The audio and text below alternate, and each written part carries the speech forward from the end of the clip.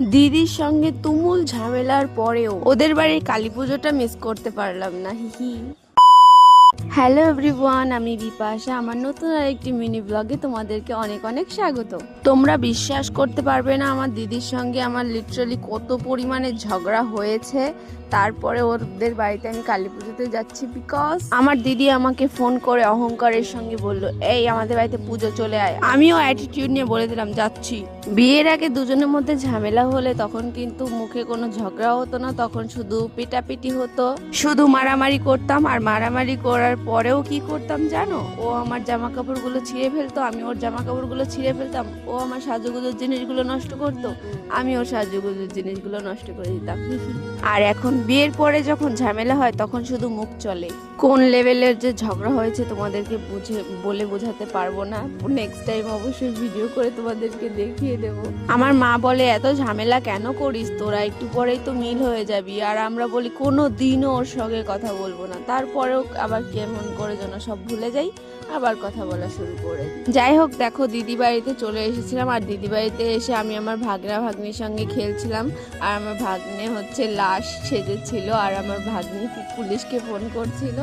যাই হোক, এইভাবে আমরা আর কি এনজয় করছিলাম। তারপরে আর কি বাইরের দিকটা একটু দেখতে গেছিলাম যে কেমন পুজো হচ্ছে না হচ্ছে। আর আমার তাওমশাইয়ের শরীরটা বলতে গেলে খুবই খারাপ ছিল, তাই আমি ভাবলাম যে চলো তাওমশাইয়ের সঙ্গে আমিও একটুখানি কাজ করে দিই।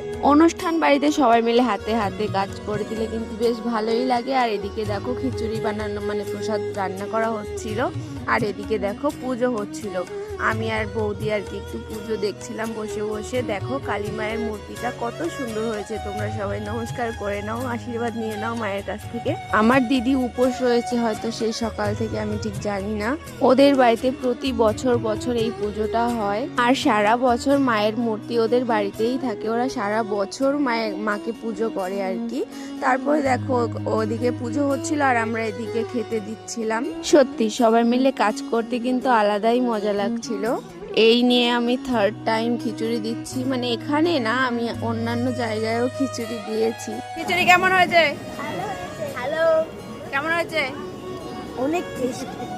তাই কেমন হয়েছে রে খিচুড়ি? টেস্টি।